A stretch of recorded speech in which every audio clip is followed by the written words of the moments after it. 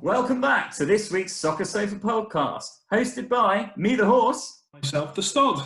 We're in for a real treat this week. We've got a Republic of Ireland international with 6 caps, 200 professional appearances to his name, and he's an Everton legend as well. He also took a rather unconventional route into management at the tender age of 28. He's now a solicitor, so I better get my facts right. Roll VT! This is Farrelly. And that's Ferguson. And it's going to come back to Gareth Farrelly. The shot is on. Oh, and it's in! It's in! It's Gareth Farrelly who sends Howard Kendall into a leap of celebration. And look at the Evertonians on and off the pitch. Well, big Duncan Ferguson here, jostles, wins it. It comes back to Farrelly, time to volley, and a spectacular one too, way up in the top corner. And Gareth Farrelly, the man who scored, wasn't sure of his place in the team until today. There was a feeling that maybe they might prefer McCann in midfield, but Farrelly justifies the selection. It's his first Premiership goal for Everton. The only other one was in the Coca-Cola Cup. What a time to open his league account for them. Hey guys, welcome back to another episode of the Soccer Sofa. In this week, Gareth Farrelly. How you doing, Gareth? Very well, thank you. How are you? Very, very good, thank you. How's lockdown treating you? No, we've been lucky so far. It's like you say, it's not normal times in any way, shape, or form. So, working from home, family around, so we're very lucky. And the benefit is it gives us time to have chats with people like yourself. So we really, really, truly appreciate you taking the time out today. Well, jury will be out on that, so hopefully it will be worthy. So we'll see how we get on. Thank you very much.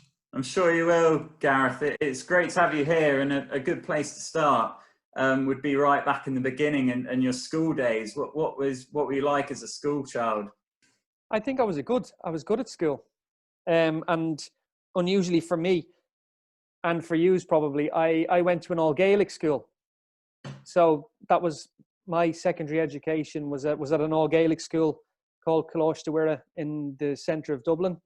I had a fabulous time there. I loved it, but it was quite strange when I speak to people, because you would have had a situation where there's a huge emphasis on sport. Obviously, the Gaelic school was primarily Gaelic football, hurling, handball. So there was kind of limited interest, if you like, in soccer or football. So I would have been playing and starting to play for junior international football, and I played club football at home. But going into school on a Monday, having played in an international, and they would primarily be bothered about whether I was going to be able to play in the Gaelic team on the Tuesday or Wednesday. So it kept my feet on the ground. But I had a fabulous time there. We must be on our 5th or 6th interview now, and you're the first football player who said that they had a good time at school. Everybody said they were tearaways. Yeah, but we haven't defined good yet. No, true. I went to school. Yeah. It was kind of 6 years secondary school, 4 years to the equivalent of your GCSEs, which in Ireland was called the Junior Cert. Right. I was part of the first group that did the Junior Cert. So that was, you kind of had to do that before you could either go on to A-level equivalent, or if you wanted to leave. And obviously it was very much at the forefront of my mind that when the Junior Cert was finished, that I would be looking to leave and go to England to play football. Okay. And I used to have a fascinating time with my career guidance teacher, because in Gaelic it's called an garmhlór, and towards the latter part of that 4th year, so obviously where some of the students would be up to now in your school, I used to have regular meetings with her. And obviously I'd go in and I'd sit down, I'm sure as everybody does, and she would sit with me and she'd say, "How are you getting on?" "Yeah, very, very good. Have you given any thought to what you're going to do when you move on to like 5th and 6th year, so A-levels?" And I was like, "Well, no, I'll be leaving in the summer and I'm going to go and play football." And she'd be like, get that silly idea out of your head now. You need to start to give some thought to your studies and a profession. And I was like, no, I'm going to go and play football. So we had these meetings to and fro all the time. And then it was quite funny, because the last kind of second to last meeting we had, she was like, "Have you got anything for me? Have you looked at what I told you to look at, physiotherapy or different things that you might be interested in. And I said, no, I've signed for Aston Villa. I'll be going away in the summer. And that was it. And I'd signed a professional contract. So I knew I was going to be going. Well, you've almost fast forwarded slightly. I mean, there was quite a big spell where you were at home farm with some great players. Richard Dunn springs to mind, Mark Kinsella. Yeah, Ronnie Whelan. Yeah. As with all clubs, schools, at that time, Home Farm had and still has an incredible tradition. And I played my schoolboy football, most of my schoolboy football there. I left for a season to join another club in Dublin, Cherry Orchard, but played the majority of my football there. And one of the things with regard to Home Farm was its reputation and the fact that they had so many top players who went away, some who went away and were very successful in England, but then equally some that either went away or went home and then had very, very strong League of Ireland careers. So I had a great time, but like all clubs, Home Farm was built on the people involved in it, and with a really good manager and somebody who I really, really liked, a guy called Mick Rogan, who was excellent for me, and I really enjoyed my time there.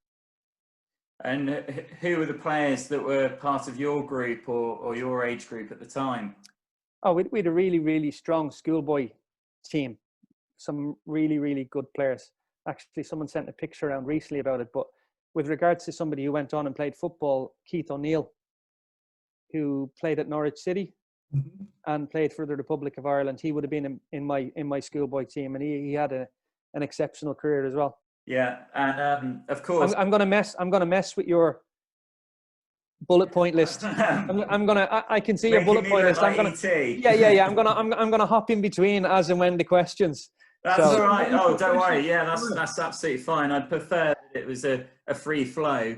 But another point that we've kind of missed is you were an Everton fan growing up. So, well, which was quite rare in your school. I imagine it was United fans and Celtic fans. Well, the separation was school was obviously more Gaelic football driven, but obviously within Ireland and within Dublin at that time, Manchester United or Liverpool, I'd say, would have been the biggest supported teams. Celtic, for all young Irish boys, are always going to be there. I saw Everton play in 1983. I loved the kit. Started to take more of an interest in them, the Le Coq Sportif kit, Hafnia.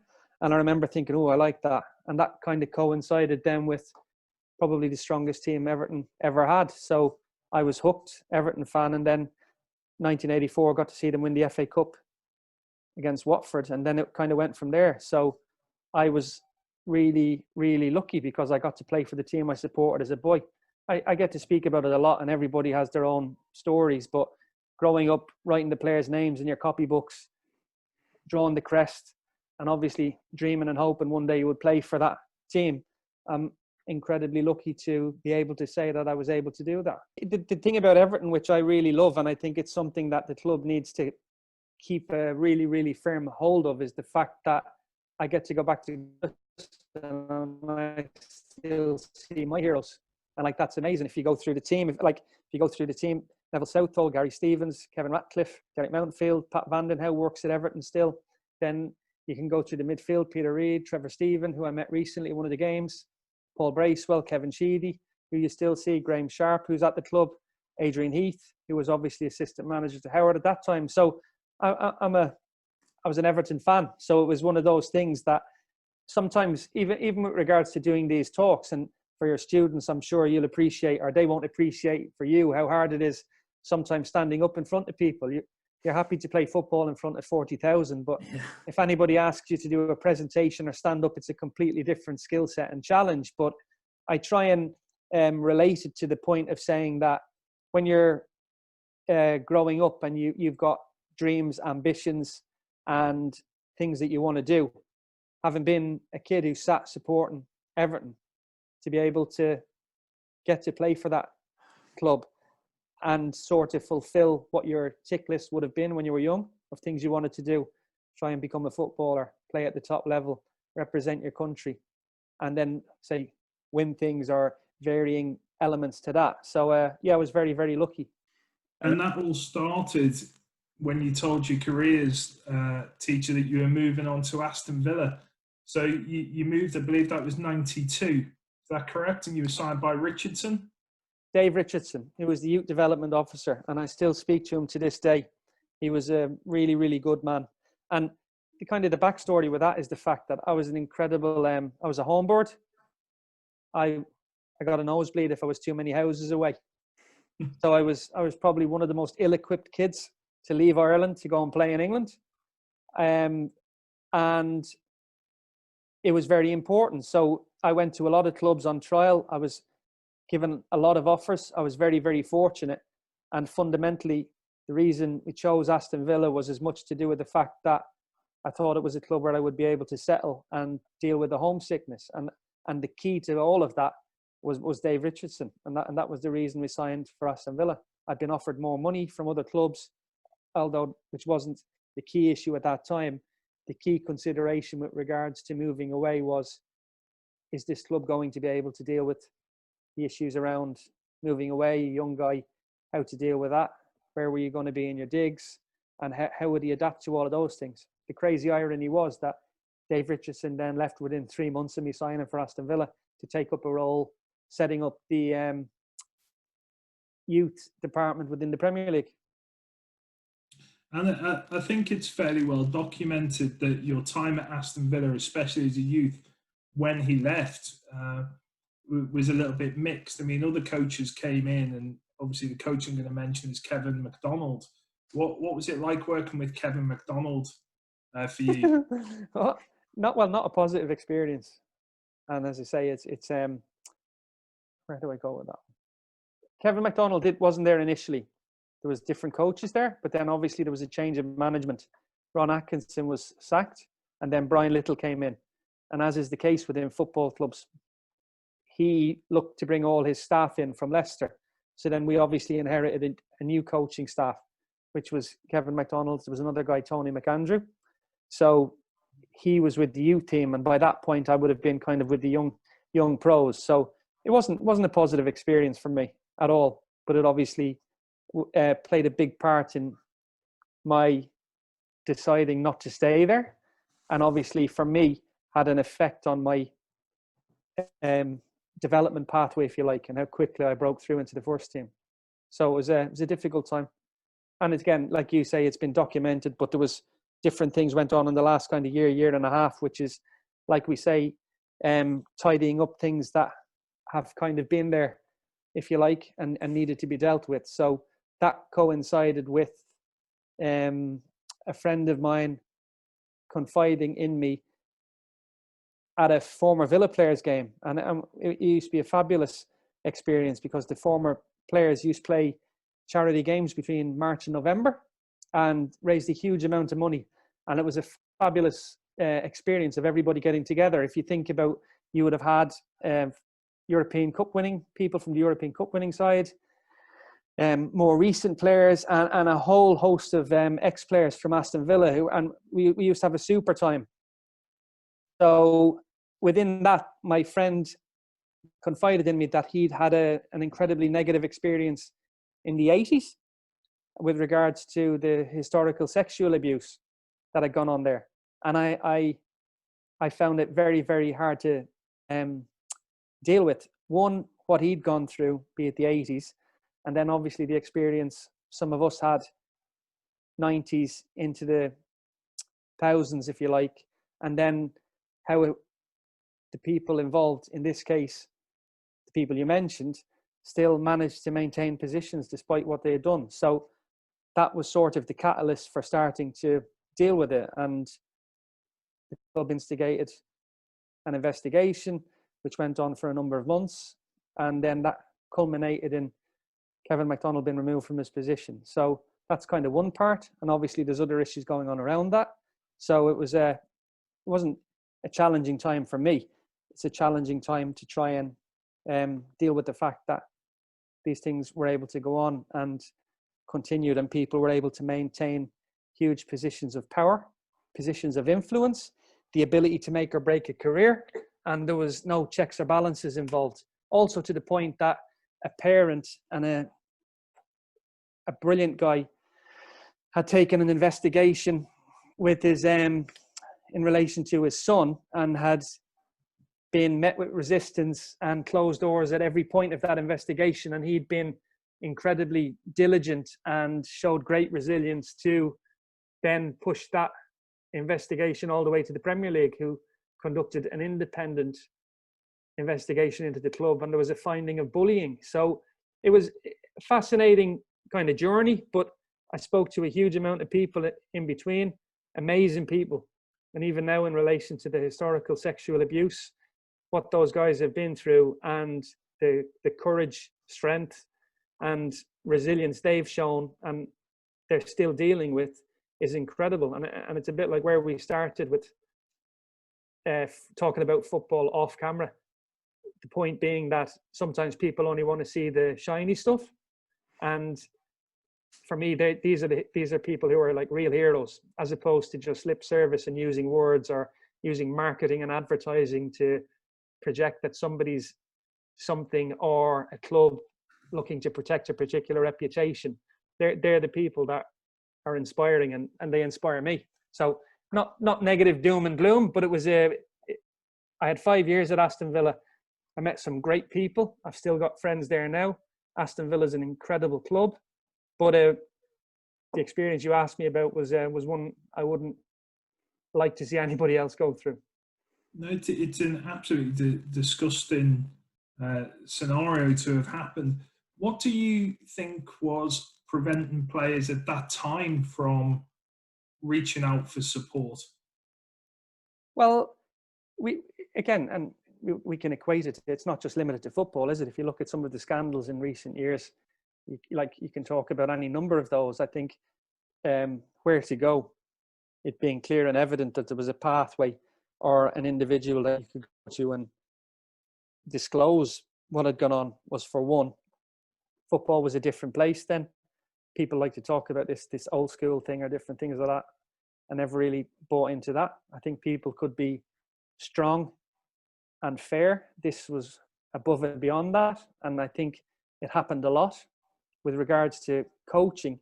And there's a lot of people who speak about it now. And again, even in your role as teachers, you have an incredibly challenging job as teachers. In some ways, it's a vocation. But I think there's different skills that are required to do that to the best of your ability. Some of that would be emotional intelligence. So it's not actually dealing with intelligence as it's recognized. It's a completely different skill set. The emotional intelligence to recognize a particular issue with a particular child who had negative experiences. And the thing that stuck out for me the most was that there was still, to some degree, a question in them as to, well, maybe, and I was like, I always try to say is that, well, no, it's not about, you shouldn't have to second guess or doubt yourself, because the sad reality is you were just in the wrong place at the right time.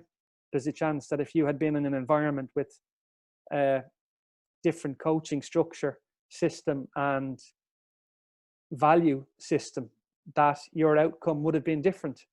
So I think it's an important thing, and probably one I'm more attuned to now, but I think it still goes on and will always go on. But I just think the game has changed exponentially in that time. So one of the points and issues we always had was, you can't look back through our eyes of today to what went on kind of 80s, 90s, because it was totally different. But fundamentally, right and wrong are still the same thing. So it was an interesting experience. And obviously, I did the media pieces with David Kahn, who was exceptional. It was a really, really interesting time, because we'd kind of mapped out what we envisaged happening and how to try and deal with it, because there was 3 pieces done. First piece was Gareth Farrelly, which obviously people were going, Gareth Farrelly, bloody hell, what's he saying, ex-football or whatever. Second piece was obviously other people who'd had a similar experience.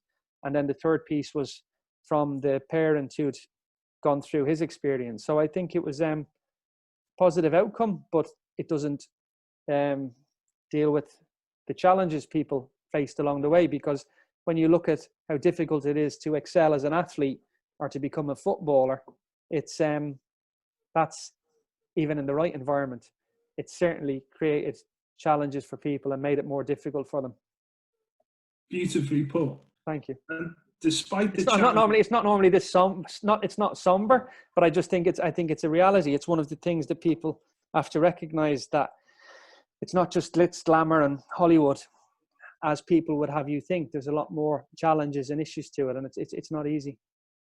And to go on to a more positive note, despite all these barriers and despite potentially some coaches maybe not putting you in the spotlight when they could have done, you still managed to get your first cap for the Republic of Ireland, and you also that season managed to make your debut for Aston Villa. Yeah, but the irony was I had more full caps for Ireland than I had appearances for Aston Villa.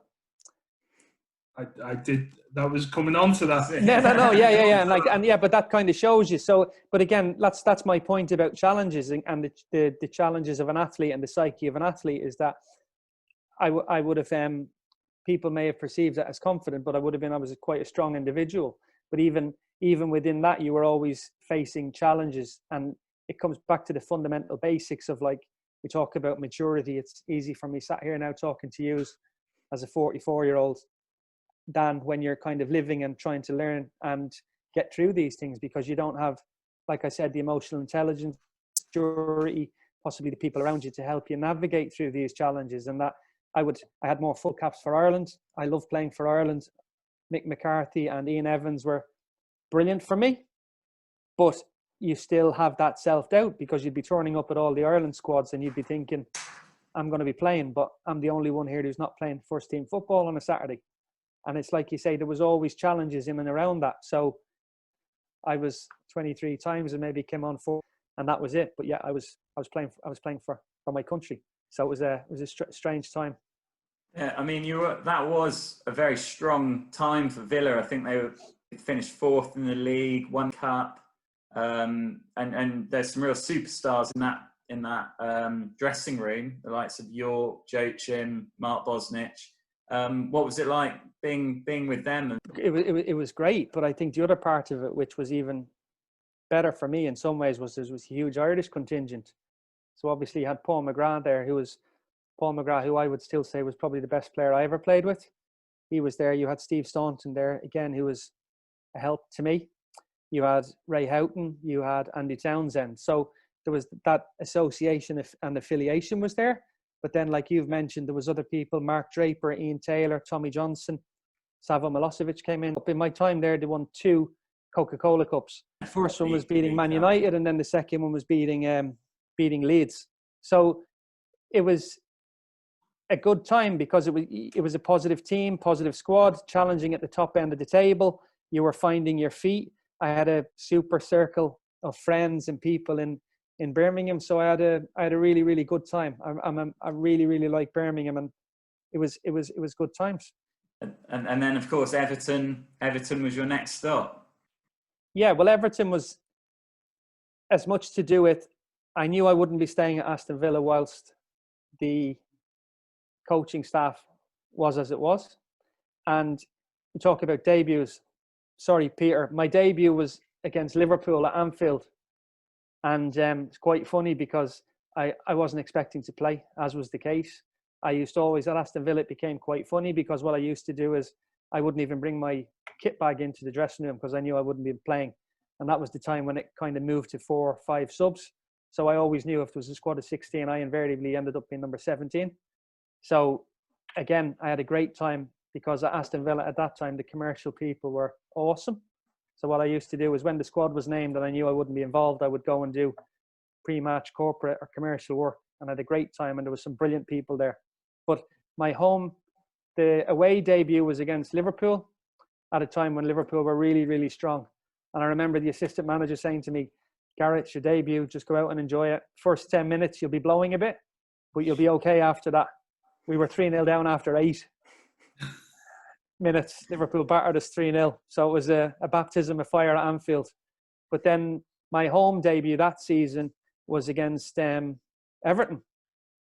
And it was really, really interesting because having been in the first team squad that season, we'd just come back from an international break where it was like a double header. I think we'd played in Macedonia away. And I can't think where the first game was. But we'd done really, really well with Ireland. We'd flown back on the Wednesday night. I was back into training a quiet day Thursday, back into training on Friday, and Andy Townsend was suspended. And what used to be always nice about the Ireland squad was you'd go away and you'd get a bump in confidence and you'd get a lift having been away. And obviously playing well as well was another bonus. So we trained on the Friday, and one of the guys at the time said to me, like, you'll play tomorrow against Everton. And I remember having a joke with him saying, more chance of the kitchen lady starting tomorrow than me playing. And I went home, and because I'd been away for 8 days, I'd arranged to go out with my friends on the Friday evening, not drinking, but arranged to go out with them and have a catch up with them. And there was like texts flying around and different things. And then late on, I got a feeling where I thought, oh, well, hang on a second there. Maybe it's better if you don't go out tonight, just in case. So obviously I texted them, got a bit of stick from all of them saying, oh, we were going to go out because you are back. We haven't seen you for ages. I was like, don't worry. See how we go on tomorrow. And again, I turned up at Villa Park. I didn't have my boots with me. Left them in the car. Before manager did his talk, turned the flip chart over, and I was playing. So I actually had to go back out to the car, get my boots, shin pads, come back in, and then played against Everton. And at that time, we beat Everton 3-1 that day, and it was my home debut. I got man of the match. There was huge talk about, God, this lad's really, really kicked on. Where's he been? One for the future. And I had a situation then where it kind of put me into a different kind of league, if you like, or profile. And having offered me a contract that was the same as what I'd been on previously, all of a sudden I had a commercial value and an increased commercial value. So I ended up being offered another 4 contracts after that to stay. But obviously my mind had been made up because it was more to do with the football than the actual salaries involved. So that coincided then with Howard Kendall getting the job at Everton for the 3rd time. I was at home back in Dublin for the summer, and I got a phone call from my agent at the time to say, there's talk Howard Kendall's going to get the job and he wants to meet you. So will you fly over and see him? So I flew to East Midlands to meet my agent, and then we drove up to Liverpool. And after Howard was announced to the press, we met straight afterwards. About what was it like meeting Howard Kendall? Well, he was one of my heroes, Peter. So it was like I was made up. So it was like it was slightly surreal because obviously we met in the Park End, I think, one of the offices there, and obviously there was Howard. Adrian Heath was to be his assistant. Viv Busby was there, and obviously I was there at Goodison. So it was, we'd like you to sign, and I was, I want to come and play. I want to come and play for Everton. I tell everybody's story now, which doesn't paint me in the best light as a lawyer, but obviously the agent and the club were negotiating, and it was still ongoing. And I signed a blank contract and flew back home that night. I knew I was going to play for Everton, so I was kind of fulfilling a childhood dream, if you like. That was it. That was no more, no less. There was other clubs that wanted me to meet them. There was if, buts, or maybes, and I was like, no, I want to sign for Everton. And what a team that was! I mean, Southall, Watson, Ball, Barmby, Speed, Ferguson. It was a great team to be joining. Well, it was a funny one. No, it was a funny one because there was some, like you say, there was some great individual names you've mentioned there. Michael Ball slightly differently because he broke through that season, and Ball, he did incredibly well. I think the ones you're talking about were all like legends and had obviously been a part of the team that won the FA Cup in '95. Andy Hinchcliffe was there as well. He was a great guy. But I think we talk about these things and again, stories, but I did not give any consideration to the fact that 3 of the last 4 seasons before that, Everton had been in difficulties. Somebody spoke to me last week and they were saying about there was to be some big signings come in and that never materialised. Some of the younger people that came in, myself, John Oster, Danny Williamson, Slaven Bilic had signed for Joe Royle the season before Joe got sacked.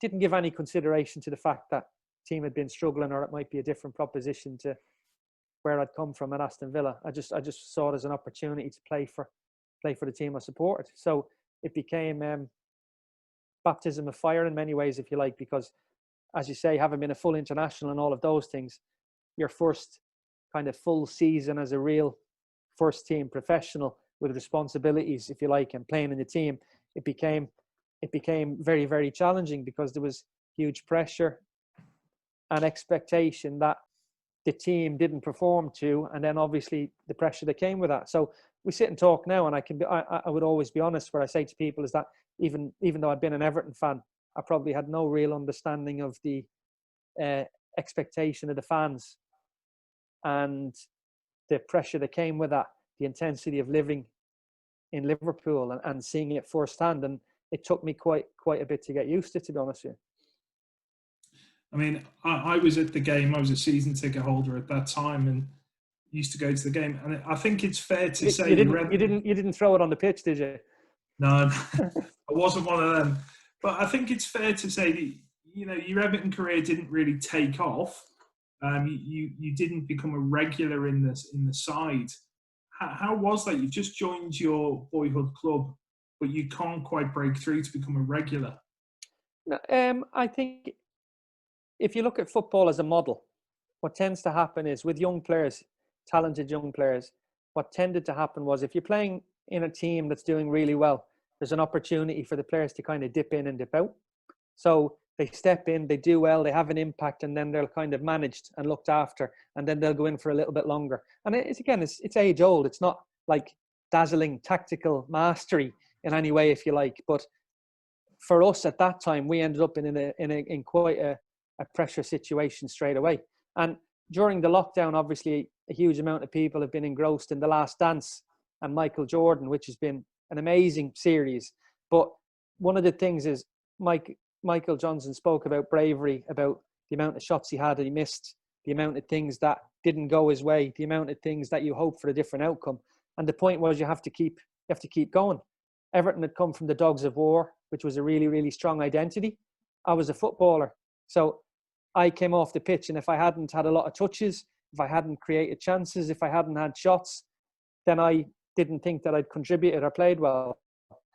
And that season, I had lots of shots, went in the stand, corner flag, goalkeeper show reels, hit people's backsides.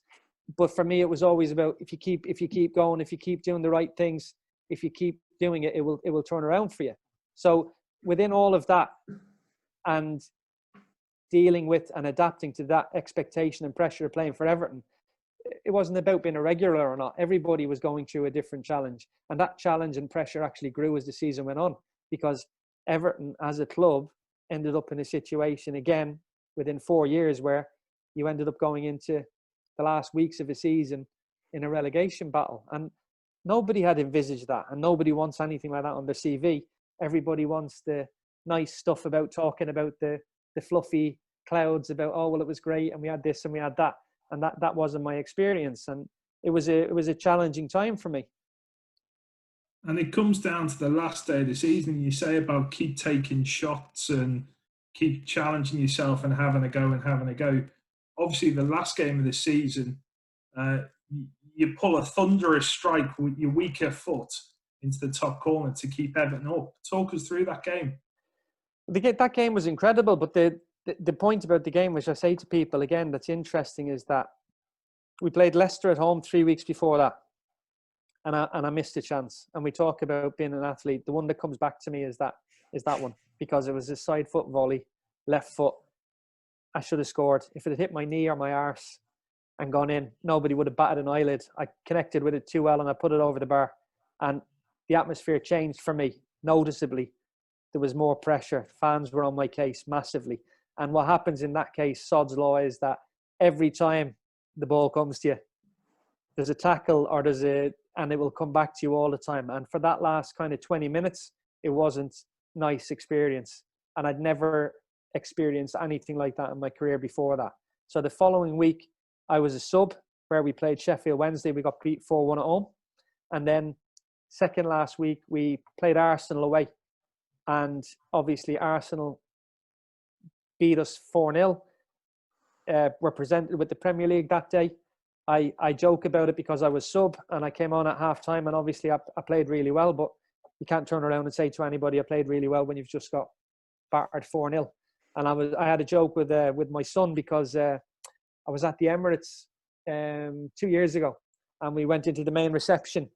And as we walked in, there's a huge picture on the wall with Tony Adams with his arms up celebrating his goal. And I'm the person in the background of the picture. So I had to take a picture and send it to my son saying, listen, you think about this football arc, you think it's all Hollywood. Here's the reality. He was celebrating, scoring and winning the Premier League. And I was in the background thinking, well, hang on a second. We got to get ready for what comes next. Remember that goal? If I'm not mistaken, I think it was a 40-yard pass from Bold straight over the top that Adams ran onto. Yeah, left foot half volley.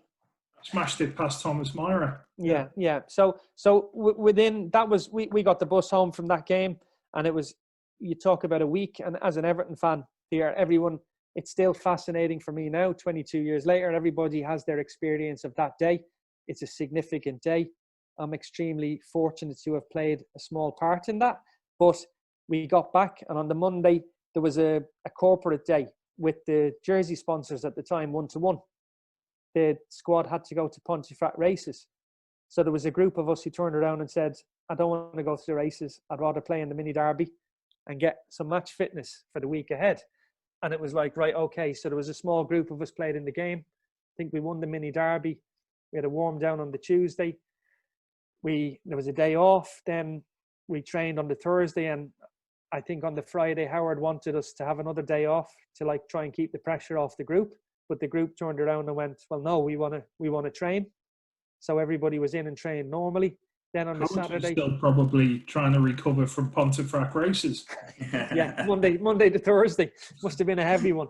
But like on the Friday, then trained, and unusually for a home game, they made a decision that we would stay in a hotel the night before the game. So we stayed over on the Wirral on the Saturday in a place called Parkgate, and then Sunday we had a team meeting. The team was named. I was in the team, which was massive. I was looking forward to the game. And then as we headed over through the tunnel, and as we started to get close to the ground, you could just start to feel that this was going to be a special day. There was people out on the street already, people with their Everton flags, jerseys. It was quite surreal. Then we got to the ground, and again, the ground was nearly full early. It was unbelievable atmosphere, even from the warm-up. And I think, as with a lot of things, is that it had been a difficult year, and everybody would have had their opinion. And it was like what happens sometimes where people go, doesn't matter what's happened before. We just need to all come together today, and we need to make sure that we support the team and get a positive outcome. And I remember doing the warm-up and thinking the youth team had won the FA Youth Cup that year. The women had won their league. They were on the pitch during the warm-up. And I remember thinking, like, wow, it's going to be amazing. And with regards to the pressure, I was excited by it. So the whole point then is you go into the game where it was in our hands. We knew what we had to do. We speak about the game, speak about the goal. And I never really, to be honest with you, it was a massive outcome for me, but I hadn't given a lot of thought to it till I took my son to Goodison maybe 4 or 5 years ago. He was like 8 or 9. And it was always nice to go back, and the pictures are on the wall and you're showing your son and you're treated really, really well when you go back. And then as we went out, Z cars for the start of the game, and on the big screen, they're showing significant Everton goals, of which that's one. And then I'm looking at my son, looking at that and thinking, he's looking at me going, and you kind of get your love for the game back then, because that's what it's all about. And I think when you've been involved in football for most of your life, you kind of lose that feeling. So it was a great thing. You went on then, and to every Evertonian, you were, and you still are, a hero to the club, because you technically kept us up. So obviously you then went on the next season and played 30 games for Everton the following season. No, I didn't. Exactly. What happened? Yeah. No, well, the irony in that is massive outcome, like you say, and I'm incredibly humbled to have played any role in that. But then you end up with the realities of football again, where I went away from that kind of season. I met up with the manager. We spoke about what had been right, what had been wrong, how things would have to change. The game was changing around that time with regards to sports science, sports psychology, analysis, things that I had obviously a lot of experience of dealing with. Positional specific fitness, heart monitors. I've been training on heart monitors for 3 or 4 years with a friend of mine. We didn't do anything like that. It was still very much old school. We had a really, really positive chat. I went away from my holidays thinking, God, I've come through an incredibly challenging experience, never experienced anything like it. I've had the best outcome ever. I just can't wait to get going again. And then Howard got sacked and Walter Smith was brought in. And then basically within my return to pre-season, having had a positive and waiting to go again, he basically turned around and said, you can leave.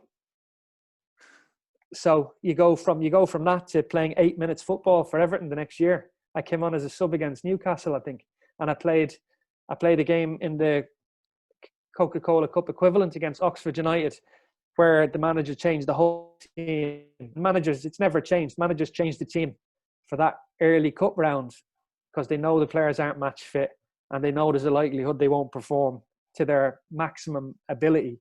But then they can turn around and say to them, don't come into my office telling me you should be playing. You had your chance on Wednesday and you were rubbish. So we got beat 1-0 and that was the whole year. So it was explain really, because that's football. That's just how football can be. Bit of a regime under Smith and Knox. Yeah, it was different. But you see, it's like any team, club. If you're in, you're in. If you're not, you're not. It became very difficult. There was a group of young players who'd come out of that youth cup team who weren't in their plans. There was another number of first team players who are excellent players, who were told they were surplus to requirements, and you just end up, you're not drifting, but you're not existing as you should be, because at the end of the day, given that time, all footballers wanted to play. 3:00 on Saturday, Tuesday or Wednesday night, that was when you wanted to play, and you were in a situation where you weren't a first team player anymore. You were on the periphery, and it gets to a point then where you even end up where you weren't at the training ground anymore. You were sent off to train with the youth team. So it creates a lot of different mental challenges. It still goes on now, but probably less so because the players obviously earn so much more money. But it's always been a part of football and always will be, which is like, they're not in our plans. We don't want them around here. Let's try and unsettle them and get them out as quick as we can. Do you think you could have made it under Smith? Because from just a few articles I've read, wasn't there a chance of a lifeline? Yeah. But that was the year later. So basically that first season, again, Everton ended up struggling again. So I spoke about this. Manager leaves, new manager comes in. New manager's given funds so the chairman can demonstrate that the last manager wasn't very good and justify his sacking and justify the new guy that comes in. These aren't new. Like, it's like football. Just because you laminate something doesn't mean it's all the better. These things continue to happen. So there was investment came in, but fundamentally nothing really changed. So that was a difficult season. We were still there or thereabouts. And I was talking to somebody about it recently, and the story being that pre-season was due to start on the 7th of July, and we were brought back in on the 14th of June. So whilst the players were sending us pictures of their holidays and their pina coladas and palm trees, we were running around Croxted Park, 7 or 8 of us, with people out walking their dogs looking at us as if to go, what are these guys doing? So they'd brought us back early to try and provoke a reaction from us to try and get a move. So the pre-season started, and I did very well in the pre-season. I used to love pre-season. I was fit, I was flying. And then Walter Smith called me in one day before a trip to Italy and said to me, like, I've been really impressed. You've worked really hard and I'd like you to come to Italy with me. And I was like, no chance. I don't want to go to Italy. I don't want to go and be one of your human mannequins for 8 days with a bib on. Just leave me here. So as I say, it was, looking back now, being slightly more mature, my decision-making process may have been different, but I don't think it would have changed anything greatly, because a manager, you're either in their plans and they rate you or they don't. So lifeline, I wouldn't call it a lifeline, but it was there was a glimmer, and I didn't take it. And as I say, football is about decision-making, as is life, making the right decision at the right time and having that clarity of thought to deal with the issues as they present themselves, rather than get caught up in the eye of the storm. And fundamentally, if you don't make those decisions, and if you're not in a good position to be able to make them, it's far more likely that you won't have a positive outcome from it. And I think that was one of the things that, and I would look back on and advise somebody and saying you need to have the right people around you, and you also need to recognize your strengths and weaknesses with regards to how to deal with situations like that as they present themselves. Football is easy. The game has never changed, nor will it. It's the distractions and challenges that present themselves around that. And I think that's even more visible and obvious for players now. Football is incredibly rewarding.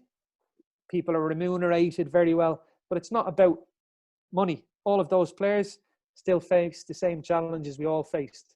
And your decision making will ultimately decide which way you go with it. So I had spent a year sat on the bench after having the best outcome any young Evertonian may have had. I reacted the wrong way to an opportunity, but yet I could have gone to Italy and it would have made no odds anyway. But that's just probably that's how football works, and that's the margins that are involved. Your decision making is key. Was it a good decision then to take the loan move to Bolton? No, well, that became quite interesting because at the time then, it got to such a point where we didn't train at the main training ground anymore. We trained in Netherton, which was Everton's academy. So every day there was probably 6 or 7 of us who actually used to turn up and train with the youth team because they didn't want us at the training ground. We would only get to the training ground when there was an international break, and that was to make the numbers up because some of the players would have been away. So I had an opportunity. There was talk of me going to Preston, where David Moyes was at the time, and then there was talk of other loan moves. But what I had been doing in between was I worked with a fitness coach, and twice a week I used to drive to Don Valley in Sheffield to do extra sessions with him because I felt I was missing out with training and lack of games. So I wanted to try and maintain and continue to push forward with my fitness. And Sam Allardyce took the job at Bolton, and he wanted some players. He asked my friend about players. He mentioned me. Sam Allardyce said, I've heard he's not fit and he's trouble. And my friend went, that's not the case at all. He's been driving to Sheffield for 6 weeks to do some extra training with me. Just take him in. And then basically I signed on loan. I was Sam Allardyce's first signing at Bolton. So I went from not playing to training at Bolton on the Friday and Saturday, and then making my debut on the Sunday at Sheffield United away, and I scored within 8 minutes.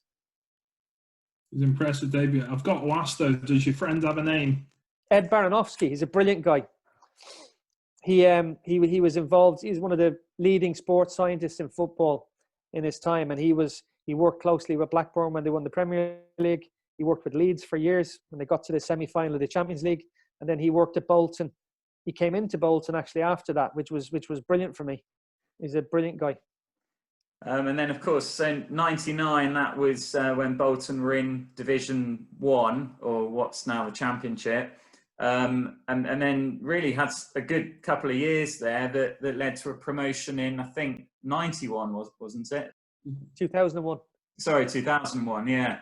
Just because you've got your yellow screen behind you, we can't lose 10 years. Yeah. No, the first year at Bolton was still a really, really strong squad, because if you think about it, Bolton got relegated the year Everton stayed up. Of course. Which was incredibly strange for me, because within my first couple of games, I was getting booed. And I thought, it usually takes them 6 weeks to figure me out. Whereas I was getting booed early doors. And that appeared to be the reason for the fans' ire was on the basis that I'd scored the goal that got them relegated. When Everton stayed up. How did you win them back? What? No. It was okay. I was in and out of the team that season. We ended up losing the playoff semi-final against Ipswich, which was a really, really interesting playoff game, because I think it's one of the only playoffs where Bolton got like 11 yellow cards and 2 reds that night at Portman Road. We lost out. Ipswich got promoted and went on to do incredibly well the next year in the Premier League. Bolton lost some players. Ida Johnson left to go to Chelsea. Mark Fish went to Charlton. And I think there was a fear that Bolton might not be in and around it that season. But it had the opposite effect. And obviously we got promoted through the playoffs at Cardiff that next season, having beaten Preston. So that was a really, really good season for me. I think I played about 46 games. I really, really enjoyed it. And didn't you even score a similar goal to that volley that kept Everton up? Was that not as good as the Everton one, but it was the similar edge of the box with my right foot. So, and it was the first goal in the playoff final, which kind of set us on the way to a really, really good 3-0 win. And how was it working with Big Sam? What was your time like working under him? No, well, I got to see Sam from the start. So as I say, and his evolution, if you like. So obviously the first season, second season was positive, but then obviously as the club changed, as he changed, it became a little bit more difficult. So it was a challenging time. I had 5 years there. So 5 years. And there was a few loan moves that you did then, and I was reading up on some of your comments that you made that perhaps you felt you were a bit hasty to take some of those loan moves up. Yeah, but it becomes about decision making again. So basically, I'd fallen out with Sam, and I just wanted to play. So when you fall out, you have that situation again where you're not training with the main group. You're excommunicated in many ways. So there was lots of different opportunities for loans. And again, you get an opportunity to play. I went on loan to Burnley, which I did really well on the loan, but I didn't enjoy playing for the manager who was there at the time, Stan Turnant. I came back to Bolton, which again, obviously annoyed the club because it's like, well, hang on, we've got him on loan. We've got rid of part of his salary and now he's come back having fallen out with the loan manager. And then I went to Bradford, which was Colin Todd and Brian Robson. And I really, really enjoyed playing for them. But the only thing with that was, again, I was having to travel 5 hours a day, 2.5 hours to Bradford, 2.5 hours home, because my wife was pregnant. And again, it's not ideal because for the first 2 months, I did incredibly well. But then for the third month, I had the back of an 87-year-old former coal miner and broke down and missed a lot of games. So it wasn't ideal. And that was kind of, you're doing things because you just want to play, which may not necessarily have been the best ones for your football, but also physically. It's not recommended spending 5 to 5.5 hours in a car every day and then expecting to perform at your optimum levels. So it was a different time. I'm surprised you haven't mentioned Rotherham. You went on loan. No. I was going to get on to Rotherham. Like right, I'd had a spell at Rotherham as a young player at Villa, which was probably one of the best times I ever had in football. There was an incredible group of lads there. And also the management at the time was Archie Gemmell and John McGovern, who'd won European Cups. I loved it. But obviously I was never going to be, despite wanting to, they couldn't have afforded to pay Aston Villa the fee or salary. Like it was probably one of the best times I had. And then I returned to Rotherham when I was at Bolton for a loan spell again, but it was similar. It was traveling on the day, different manager. It wasn't ideal. You were quite a big signing on loan, I would have thought. Absolutely, and had history there. And again, I enjoyed it. I enjoyed the playing. I wanted to play. I think that's one of the things. All footballers want to play. Yeah. Nobody wants to be sat in the stand or sat on a bench. And like you say, sometimes you do things to make that happen. But it's again back to what's actually in your best interest. So I'd kind of fallen out of love with it more and more then because of my experiences. So I was making decisions and doing things that, again, if I'd been more mature, I probably would have made different decisions. Big spending Wigan picked you up in 2004, and they were very much a team on the rise, but you were only there for a year. How was that season? I was there for 3 months. 3 months? Yeah, because again, and this is the thing that's fascinating, because I had 18 months left on my Bolton contract, but obviously when I came back from my loan at Bradford, which got cut short because Bradford went into administration, Bolton didn't want me back. They didn't even want me in the training grounds. So there was a situation where there was a deal done to pay up a certain percentage of my contract, and then I had the option to go into Wigan. And again, Wigan, there was some really, really good guys at Wigan, and we missed out on the playoffs in the last game of the season against West Ham. And that coincided with my daughter had been born the week before. So I'd spent the week with very, very little sleep, and then went into that game, and we were all set to be in the playoffs, and then West Ham equalised late on, and we missed the playoffs, and then I didn't extend my contract, and that was kind of it. So I was completely disillusioned with the game, lost, and was unsure of what my next step was going to be. Yeah, I mean, in that Wigan side, there were some real characters. Jimmy Bullard's one that stands out for me. What was it like playing with him? Oh, Jimmy Bullard wasn't like Jimmy Bullard has his personality, but he wouldn't have been, like you say, there was standout players there at that time. There was an incredibly strong group. John Filan, Matt Jackson, Ian Brecken, Lee McCulloch.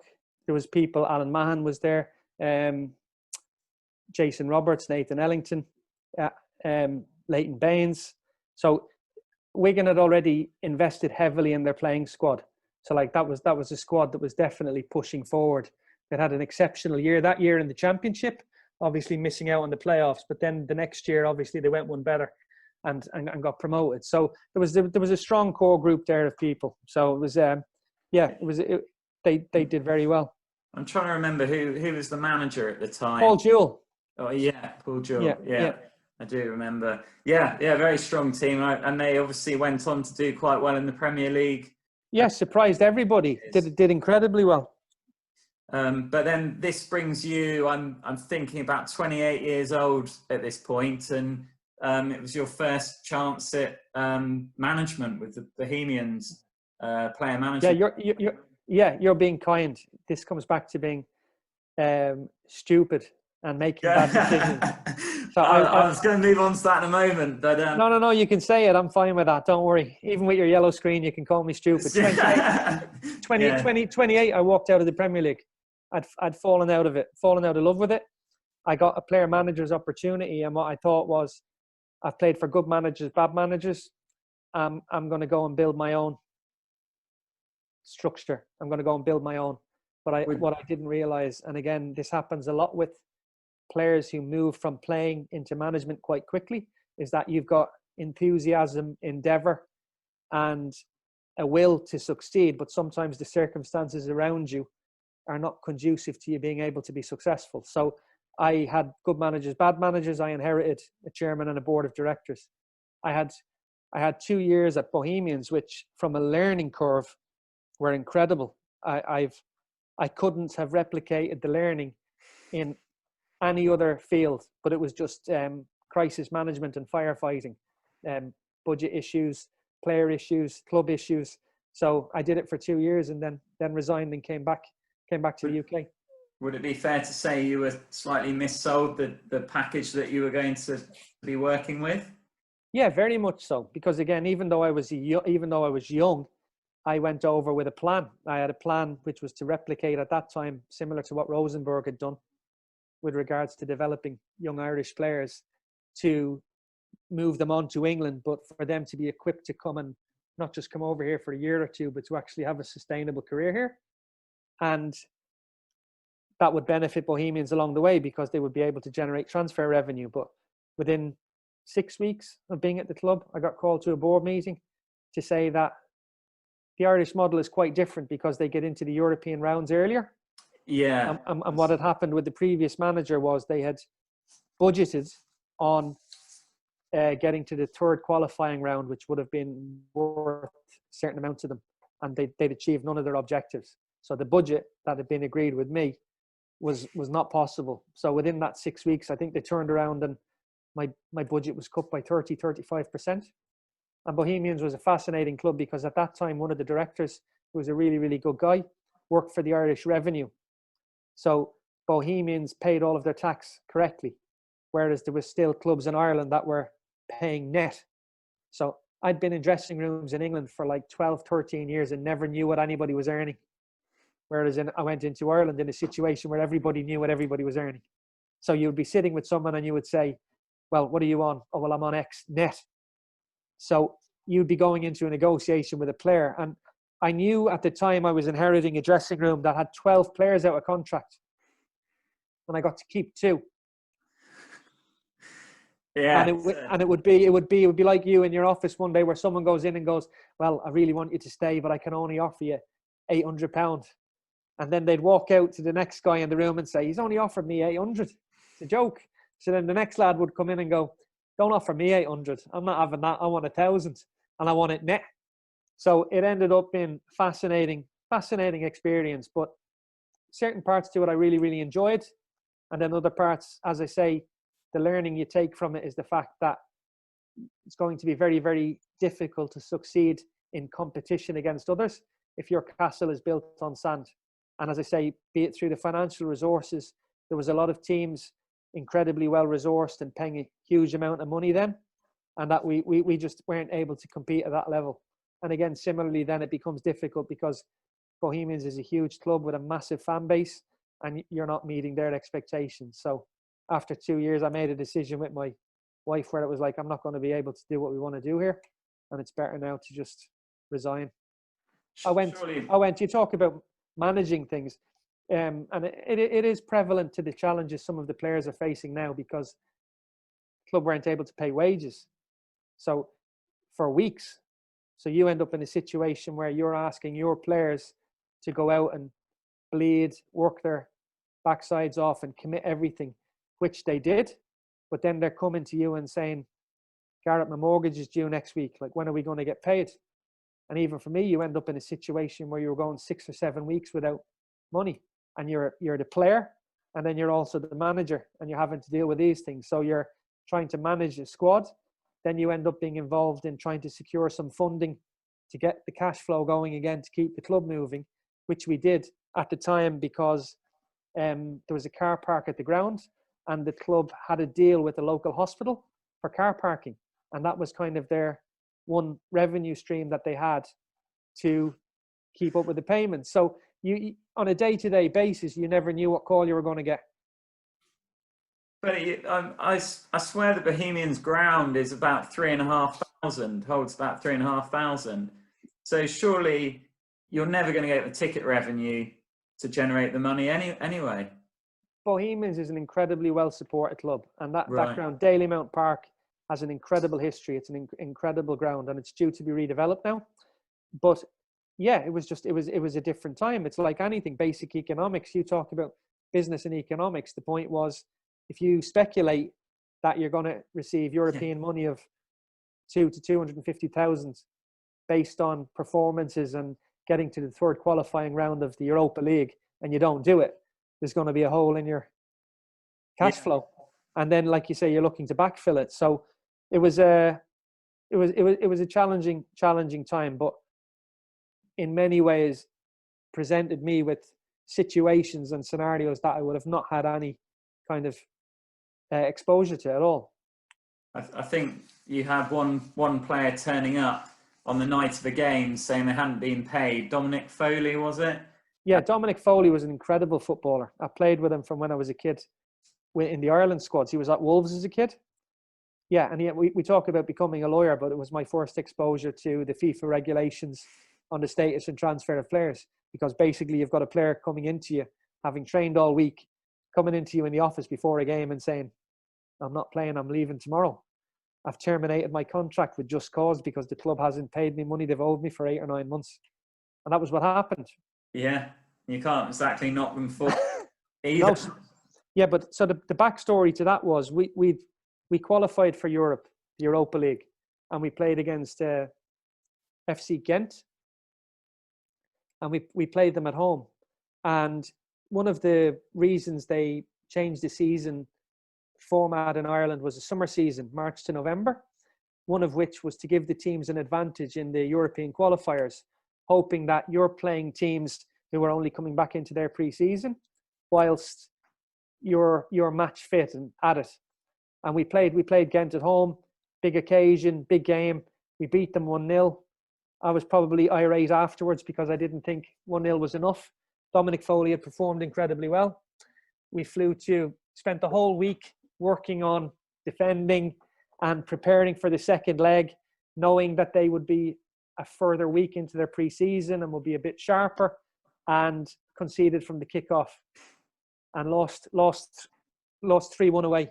But Dominic again did very, very well. So the manager asked about signing him. So you can imagine you're going through a week where you're negotiating with a manager from a Belgian side. I think it was 400,000 euros, and you're turning around and saying, well, no, not accepting that money. And the club are going, oh my God, 400,000 is huge. Like, well, maybe you say we'll take 500,000, and you're trying to manage their expectations by saying he's one of the best players in the league. He's an exceptional player. You're not going to be able to replace him. He's under contract for another 18 months. And then you get hit with a bombshell where the player comes in and says, don't worry about the negotiations. I'm leaving on Monday. Yeah, for free. Yeah, exactly. So that was one of my little forays in dealing with law and sports law specifically. And then, of course, the next stop was Blackpool for a very short stopover in 2007. How come that was so short? What brought you back so quickly? Well, I think it was late 2006. And again, for family reasons, when I resigned from Bohemians, we'd still maintained our family home over here. And I just wanted to be close to home. My wife was pregnant again. So obviously that was the reason for signing a short-term contract at Blackpool.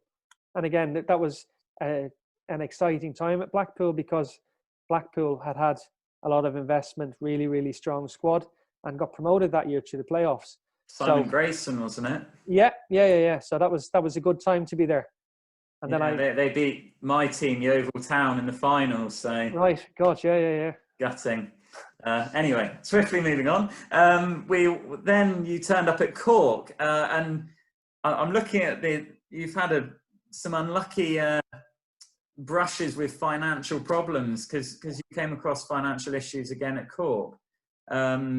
What was the backstory here? Well, the backstory was Cork was a project. It was the manager at the time was somebody I'd known since I was a kid, a guy called Damien Richardson. He was a super guy and a really, really good football man. And Cork City had investment from a fund who had this, I say, classic long-term project. Everybody has a long-term project in football until it doesn't work, and then it becomes a short-term project. But he wanted me to sign for him, and I signed for him because of my relationship with him, because of the project and the exciting elements around that. Another former Irish international signed at the time as well, which is a lad called Colin Healy, who's an exceptional footballer, had a great career that had been affected by injury, played for Celtic, Sunderland, played for Ireland, super guy. And in truth be told, within my football career, the dressing room at Cork City was probably one of the best dressing rooms I'd ever been in. I loved it. And the guys were brilliant. It's probably one of the best times I had, but from a legal point, we ended up in a situation where we signed for Cork, and then early doors were told that we couldn't play because we'd fallen foul of the 3-club rule. So we signed in February with a view to playing in March, and then got told we wouldn't be able to play until the 1st of July. So we took our case to the FIFA Dispute Resolution Chamber, got beaten, took our case to CAS, Court of Arbitration for Sport. Case was heard on the 14th of June, got spanked, and then we were able to play on the 1st of July anyway. So that was one part of the legal. But then obviously after that, I had my illness, which 12 years ago now, and Cork went into administration and stopped paying me, and I ended up having to take legal action against the club. So it's not, listen, unlucky, it's life. It's same for everybody. We all have different experiences, but lots of learning along the way. And you talk about your illness. Obviously, it wasn't just a little illness. You're extremely lucky given the situation. And obviously, we're thankful that you're here today. But did that make you then consider your career? Because unless I'm mistaken, when you came back from illness, you just had a couple of very, very short games before you made a big decision. Yeah, not even that. To be honest with you, as an athlete, again, after my surgery, and obviously I had an aneurysm of the splenic artery. I'm part of 10% that survived the aneurysm I had. Within my recovery, as all athletes do, they're incredibly resilient. My first question to the surgeon was, can I play football again? And in some ways, I say it now that I made all my mistakes in my 20s. youth is wasted on the young. I would do a lot of things differently now to what I did then. But the point was, in some ways, it kind of focuses your mind that having had the illness, you just wanted to come back and play. That was it. Forget about all of the other distractions, all of the things you get caught up in. I just wanted to play. I did my rehab at Preston. I signed non-contract terms for Morecambe, and I just wanted to play. But I quickly recognized that there was an issue around when people looked at my medical. Even though I was fitter than I had been for like years, stronger than I had been for years, there was always that, oh my God, like what happens if he gets injured, or what happens if someone kicks him, what happens if whatever. So from an athlete point of view, having bored you for over an hour already, your focus starts to shift to, well, hang on, I'm not going to be able to play football again. What am I going to do? And that coincided with, within my recovery, I had a call to the house from the revenue for tax I knew nothing about. And it was to do with an investment that my financial advisor had put me into. So I did what we all do. I phoned the advisor as if to go, well, like, hang on a sec, I'm in bed, I'm bedridden. I've got 2 young kids. Wife is crying at the bottom of the stairs thinking, I've got the tax authorities at the door. And they placated me. Oh, don't worry, it's nothing. It's a mistake. We'll sort it out. But that made me look at myself and start to think, well, no, I need to look at my financial affairs a bit more closely. And I arranged to collect my investment file, which I started to look at, and obviously had a basic understanding of what was in the file. And then I decided I went to see a lawyer. Quite a negative experience with a lawyer, because as we all do, I sat with a lawyer and he used language with me that I didn't understand, but we're too insecure to say I don't understand the language, so you nod your head. So I kind of thought, I need to understand this. I need to understand the language. I need to get a better understanding of my affairs. So I went to a university in Liverpool, and I said, I'm interested in studying law. And she went to me, the woman at the time said, oh, no, Mr. Farrelly, no, you've been out of education for too long. You need to go away and do a foundation course before you could even consider coming back and studying law. And that knocked me, because you can imagine, when you're looking for something, it's very important, that engagement and that person you meet, whether that's a positive experience or a negative one. And then I went to an open day in Edge Hill University in Ormskirk. I'll just turn my light on here just to make it a bit, so I don't disappear altogether. How old were you at this sort of time, Gareth? Yeah, 32. So I had the complete opposite then, because I went to Edge Hill, and from the moment I went to the open day, I had an incredibly positive time and met with encouragement. And I had to have an interview with the head of the law school. And I know you mentioned Franco Rizzuto, who was brilliant with me. He sat with me, he said, if you want to be a lawyer, it's going to take you over 6 years. Do you think you're up for that? I'm not sure he thought I was, but I was like, no, I understand it. I want to do it. He told me that there was a fast track access course during the summer for 6 weeks. He said if I did the course, which was an introduction to law and developing academic skills, he said to me, if you do well with the course, if you pass it, I'll give you a place on the degree in September. And it was funny because the season ended, everybody went away. I went to Edge Hill for the 6 weeks and did the course. Finished the course just as pre-season was starting again. Finished the course, went into pre-season, and then knew I'd passed the course, received my letter to say, congratulations, you've been offered a place on the LLB law, 25th, 26th of September. I continued with the football at Morecambe, but I kind of made my mind up that come the 26th of September, I was finishing. And it was quite interesting because Sammy McElroy was the manager at Morecambe. And for a couple of weeks, there was reserve games. First team were traveling to Exeter, which is like miles, transatlantic flight. Yeah. I went to see the manager and I said, I'm not going to Exeter. I'm not traveling for like 6 hours away from my family to maybe be a sub, play 10 minutes to come back again. The following week, there was a reserve game. He said, I've got 2 signed players. I want to play them in the reserve game. I was like, fine. Trained all week. And then on the Friday, I went to see him. And I think he was, in old managerial fashion, he was thinking, I'm going to be going in to say, listen, you're playing them Chris Packets in midfield ahead of me. I'm way better than them. You should be playing me. And I just went to him and I went, listen, thanks for all your help, but I'm leaving. I'm finished today. I'm going to start university on Monday. and that was it. So that was the end of my football career. Fair play. I've got to say this as well. The reason I mentioned Franco Rizzuto is I went to Edge Hill and Franco rejected me from the LLB course. Oh, God. True story. He lost out massively there. Thanks very much. Appreciate that. Yeah, he still hasn't got over it. Listen, it was a completely different experience for me, and I speak about it. I'd never sent an email. I'd been out of education for 16 years. I turned up at the first morning of the fast track course, and getting from the car park to the academic halls was like a victory, given the size and the scale of it. It was totally surreal. And then I had obviously spoken to people in the law school and said that ex-footballer, ex-Everton player, obviously a degree of profile. I'd really, really like to be low key because it's, quite daunting. I'd got the reading list, which was like Japanese. I didn't know what was going on. And then went into the developing academic skills course, and someone read the register out, and it was like Gareth Farrelly, and he was a blue. So obviously proceeded to discuss his Everton history with me in front of everybody. So my anonymity and low key lasted the first morning. And again, Ian Gannon was his name. He was a brilliant guy and helped me massively through the fast track course. So I was so lucky with the people I met, and that kind of helped me progress, because I go back to it again, that first interaction, nobody can underestimate the impact that can have. So especially, say, I was really, really lucky that the people I met assisted me greatly.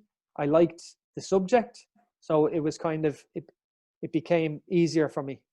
And then, so now have you've set up your own law or you're working? Oh, no, not at all. So basically, you look at it now, I did my 3-year law degree. I went to law school. I did my training contract. I'm qualified 2.5 years. I trained with a law firm in London. So I still spent a long time away training. And then in football, it's quite interesting that your family will move around with you when you get a transfer. But obviously when your family is settled, that's not as easy. So I commuted and spent the week in London whilst I was training. And then when I qualified, moved back, and I'm with a law firm in Liverpool called Berman's.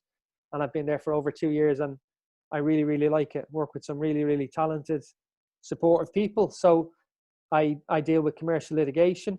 So a lot of my practice area is around mis-selling of financial products and dealing with things I have an experience of firsthand.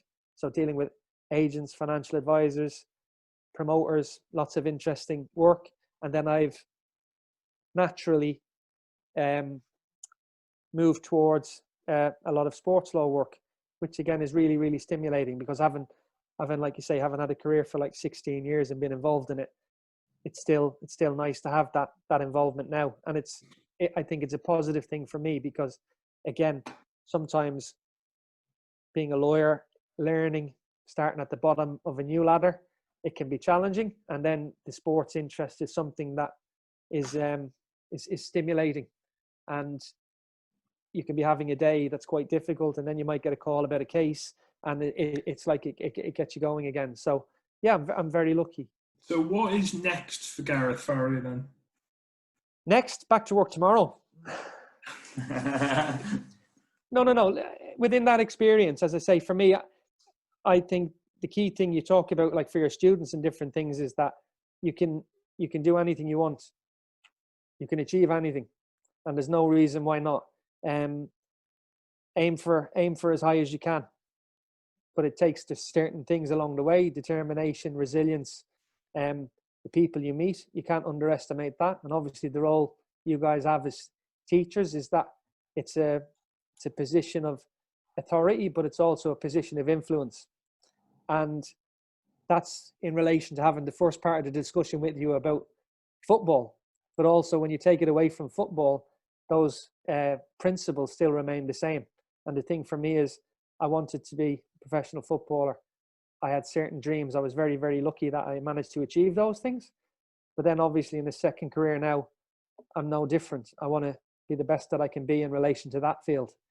Completely different to football, because football is, you get in, you break through, and you're there. the law is far more about what you learn, and it's very, very difficult to shortcut that learning. So you have to try and develop different skills along that. But I'm still the same. I still have dreams. One of those dreams was to become a Court of Arbitration for Sport arbitrator. And I managed to achieve that last July. And that, so for some people, they may think, well, CAS arbitrator, I don't really understand that. But obviously, the Court of Arbitration for Sport is the Supreme Court for sports disputes. And having had my case there with Cork in 2007, to be selected as an arbitrator was incredible for me. And I'm incredibly humbled with that. This year, I've been appointed to the Premier League Judicial Panel, having been on the FA Judicial Panel for 6 years. So you have to keep striving. And it's again, I'm not going back to The Last Dance in different ways, but people measure success different ways. And for me is that you say athletes have a lot more than what people probably see in that snippet of a game. And that goes above and beyond kind of that sporting career, if you like. So that's kind of where I'm kind of sitting. So with regards to next, I'm continuing to learn.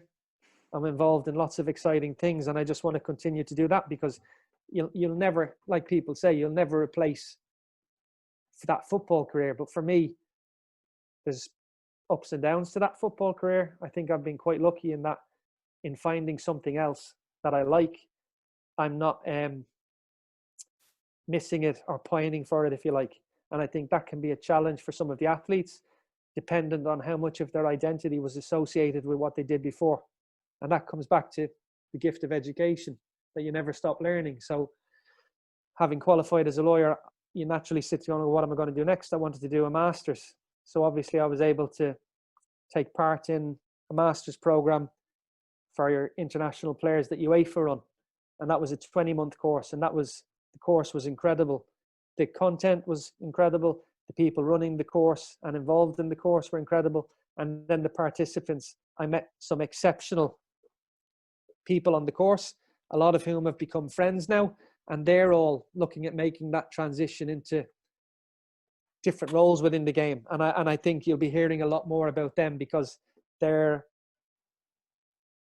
incredible. Again, they've had their careers. They're not just content with that, and they want to affect the game in a positive way now.